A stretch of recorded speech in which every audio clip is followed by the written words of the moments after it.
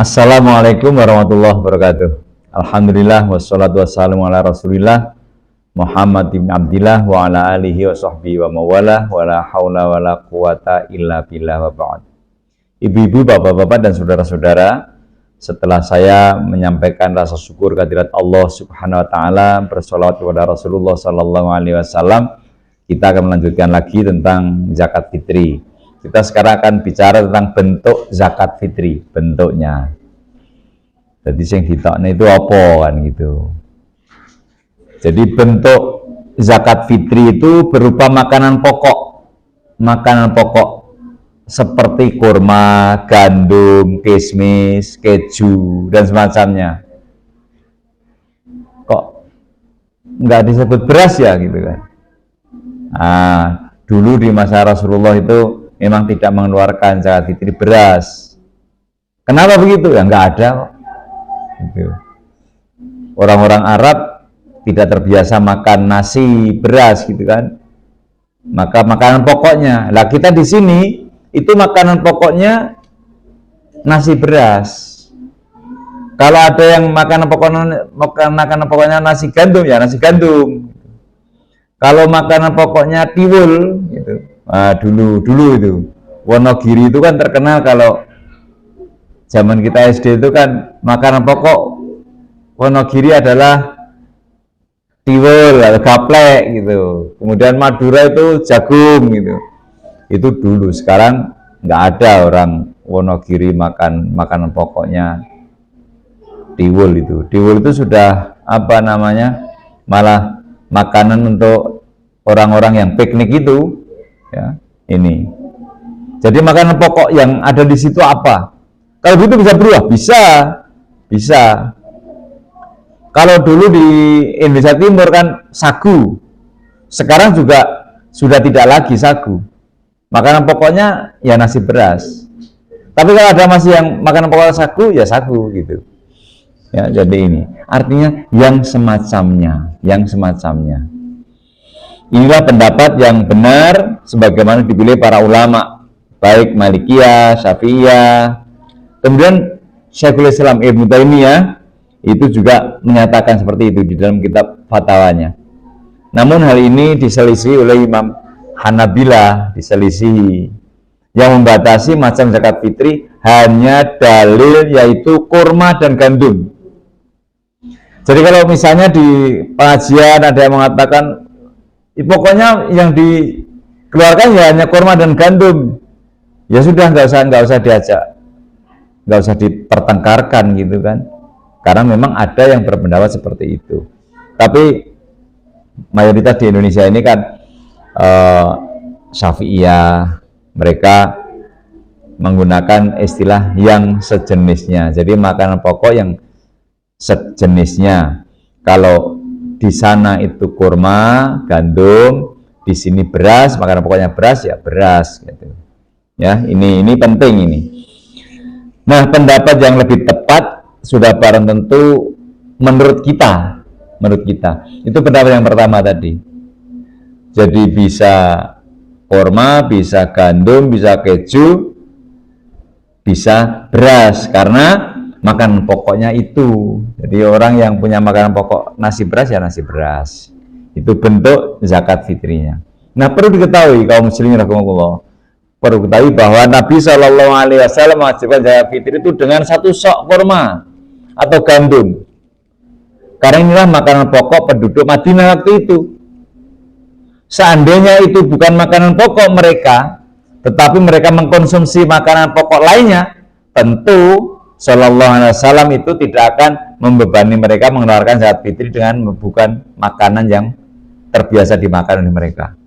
Itu.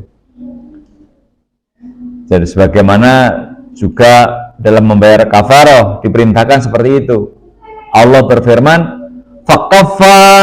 "Fakafaratuhu it'amu asyarati masakina min ausati ma tut'imuna ahlikum." Maka kafar atau melanggar sumpah itu ialah memberi makanan 10 orang miskin, yaitu dari makanan yang biasa kamu berikan kepada keluargamu. Jadi yang biasa kita makan. Demikian surat Al-Maidah ayat yang ke-89. Nah, ukuran apa? Sok. Ya. Itu ada yang mengatakan ukurannya gini. Gini. Ya. Tapi kalau sekarang kita lebih mudah menggunakan apa? Ukuran yang sudah disepakati para ulama. Kalau beras ya sekitar 2,5 kilo atau 2,7 lah, 2,7 kilo. Nggak mengapa, 2,5 juga nggak apa-apa. Jadi jangan terlalu mempersulit, di kan repot itu, ya. Ini. Jadi itu ukurannya bisa kita perjelas dengan hadis Rasulullah SAW, di mana disebutkan kunna nu'tiha fi zamanin Nabi sallallahu alaihi wasallam sa'an min ta'amin aw sa'an min tamrin aw sa'an min sya'irin aw sa'an min zabibin. Dahulu di masa Nabi sallallahu alaihi wasallam kami menunaikan zakat fitri berupa 1 sok bahan makanan, 1 sok kurma, 1 sok gandum atau 1 sok kismis. Nah, ini. Tapi dalam riwayat lain disebutkan ausoan min aqitin, gitu. Atau 1 sok keju. Coba kira-kira kalau keju juga makanan pokok enggak ya kira-kira? Tapi hadisnya seperti itu. Artinya ketika kita memahamkan kepada masyarakat, kita harus bisa menjelaskan. Kalau ada yang mengatakan harus gandum, harus kurma, sementara kita akan mengeluarkan beras, gitu. Nggak usah rame. Oh, di masa Nabi itu yang menjadi makanan pokok itu kurma, gandum. Sementara ada yang keju. Itu saja nggak disoal waktu itu. Nah, kalau kita semua, oh ini sudah nggak sesuai dengan zaman Nabi, ya malah nanti kita jadi lucu, ya. Memang orang Indonesia itu makanan pokoknya bukan kurma, gitu kan. Makanan pokoknya bukan kurma, bukan gandum, gitu kan. Ini. Nah, 1 sok itu ukuran takaran yang ada di masa Nabi Shallallahu Alaihi Wasallam. Para ulama berselisih paham atau berselisih pendapat. Bagaimana ukuran sok itu? Lalu mereka berselisih, kemudian menetapkan, ya karena menetapkan, ya karena dengan ukuran timbangan. 1 sok dari semua jenis ini adalah seukuran 4 cakupan penuh telapak tangan. Jadi saya katakan tadi gini, gitu. Jadi ukurannya dengan ini. Nah, kira-kira gimana kalau saya dengan Mas Hendri, gininya besar mana kira-kira? Ya kan? Jadi kalau nanti harus sekian ini kan ukurannya kan beda. Tangan saya lebih besar daripada tangannya Mas Hendri. Tapi coba dengan tangannya Mas Yudhaka, beda lagi. Gitu. Maka kemudian dibikin rata-rata, ya rata-rata, yaitu ukuran 1 sok jika diperkirakan dengan ukuran timbangan ya sekitar 3 kilogram. Ulama lain mengatakan kurang lebih 2,15 kilogram. Ada juga mengatakan 2,5 kilogram. Allah alam, ya. Jadi monggo penjenengan ketika mengeluarkan sesuai dengan pendapat penjenengan. Insya Allah pendapat penjenengan tidak kemudian pendapat yang sesat, ya. Pendapat penjenengan, aku ngetone sing 3 kilo, aku sing 2,5, aku sing 2,15. Kalau itu ada kepanitiaan, panitia jangan menghakimi. Belum kurang nih, raiso. Nah, nggak bisa. Jadi misalnya ada si fulan itu mengirim beras, tolong nanti disampaikan kepada jamaah yang miskin di sekitar kita. Saya menyerahkan sekian ini untuk anggota keluarga saya sekian. Ditimbang, berarti timbang loh. Lagi timbangnya kurang nih, ditambahin nih. Oh enggak, saya dengan ukuran ini. Nah gitu. Jadi jangan sampai ada diperdebatkan karena sok sendiri aja sudah ada perselisihan gitu. Ada bertanya gini, boleh nggak mengeluarkan zakat fitri itu dengan uang? Nah, kalau mengeluarkan zakat fitri dengan uang itu boleh nggak? Pada dasarnya yang kita berikan itu harus makanan pokok. Maka kalau kita menyerahkan lewat kepanitiaan, itu akadnya harus jelas. Akadnya harus jelas. Misalnya di sini yang menjadi panitia dikomandani oleh Mas Weda. Mas Weda, ini saya titip uang untuk zakat fitri dari keluarga saya 100.000. Ini akad yang salah, ya, akadnya akad salah. Tapi Mas Weda, ini saya titip uang, jumlahnya berapa ya? Titip uang, tolong dibelikan beras. Tolong diberikan beras. Nanti silahkan diberikan kepada orang miskin di sekitar kita. Jadi akadnya harus jelas. Karena apa? Kembali kepada asalnya. Yang kita serahkan dalam zakat fitri itu adalah makanan pokok, bukan uang. Itu. Jadi beberapa pendapat yang kuat itu adalah tidak diperkenankan menyalurkan zakat fitri itu dengan uang, meskipun senilai dengan zakat fitri itu gitu. Jadi misalnya 1 kilo berapa sekarang? 1 kilo 10.000 ya? Dapat 10.000. Oh 17. Oke, kita gampangkan 10.000 gitu ya. 1 kilo 10.000. Kemudian kita menyerahkan 25.000. Berarti kan 2,5 kilo itu kalau ini zakat fitri saya 25.000. Nggak bisa. Tapi saya titip 20.000 untuk dibelikan beras. Saya berpendapat pada 2,15 kilogram satu sok itu. Nah, maka boleh menggunakan uang itu untuk beli beras. Tapi kalau 25.000 dengan ukuran 2,5 kilo tidak cukup. Nah, maaf, saya menggunakan yang 2,15 ya. Tapi yang jelas akadnya uang supaya dibelikan beras. Itu. Karena tidak ada satupun dalil menyatakan dibolehkan hal itu. Ya. Sehingga para ulama juga tidak berani berijtihad sendiri.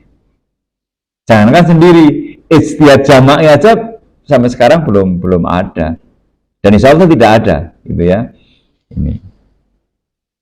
Cuma ada satu madhab, ya, itu tidak semua mengikuti, yakni madhab Hanafi.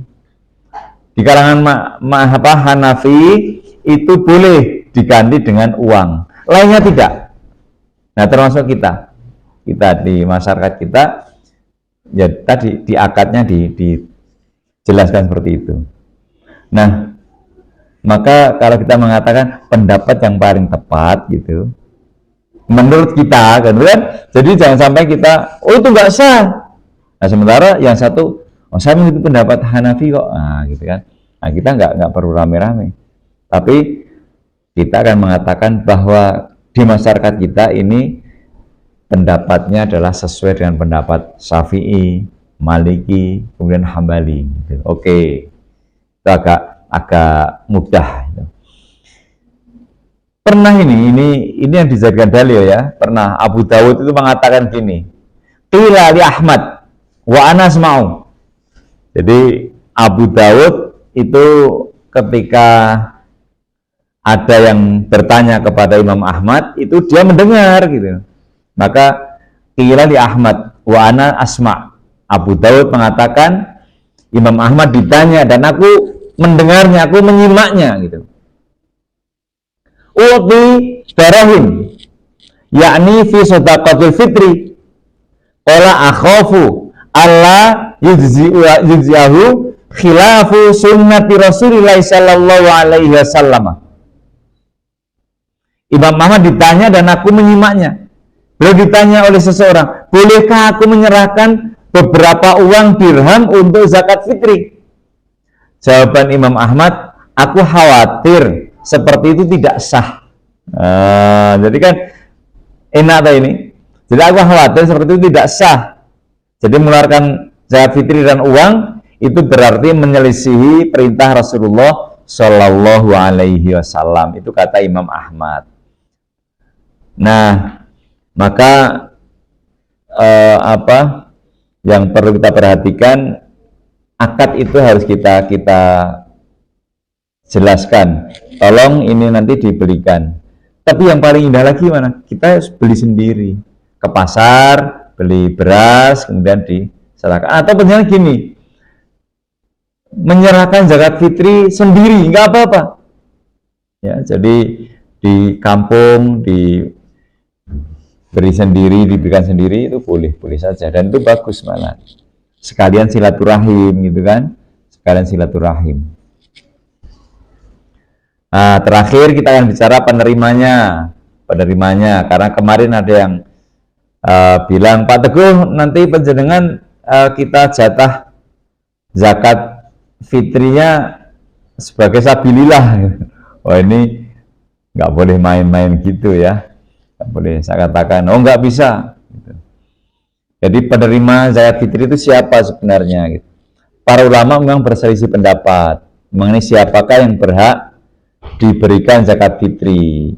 Mayoritas ulama itu berpendapat zakat fitri itu disalurkan dengan 8 golongan itu, ya. Tetapi ini ada hadisnya tadi disebutkan bahwa watu matan lil masakin. Jadi zakat fitri itu tuh matan lil masakin. Jelas itu. Jadi zakat fitri itu sebagai makanan untuk orang miskin. Kalau ada misalnya yang ngurusi, jadi amil kan, amil zakat fitri. Dan zakat fitri itu nggak ada amil sebenarnya. Ada amil zakat fitri. Misalnya si fulan bagian ngurusi, dia berhak mendapatkan, bisa kalau dia miskin. Jadi dia ngurusi, mendapatkan karena miskinnya, bukan karena ngurusinya. Jadi misalnya Pak Martono, Pak Muzaki, ya, itu yang ngurusi terus dapat jatah, nggak boleh, ya, karena tu'mata lil masakin. Saya kira begitu, mudah-mudahan bisa menjadi sarana pencerahan buat kita. Yang zakat fitri tinggal sebentar lagi akan kita tunaikan, karena sekarang ini sudah hari ke-27 ya. Hari ke-27 berarti sudah sangat dekat. Mudah-mudahan nanti kita bisa melaksanakan zakat fitri kita keluarkan sebelum sholat Idul Fitri. Akhirul kalam, billahi taufiq wal hidayah. Assalamualaikum warahmatullahi wabarakatuh.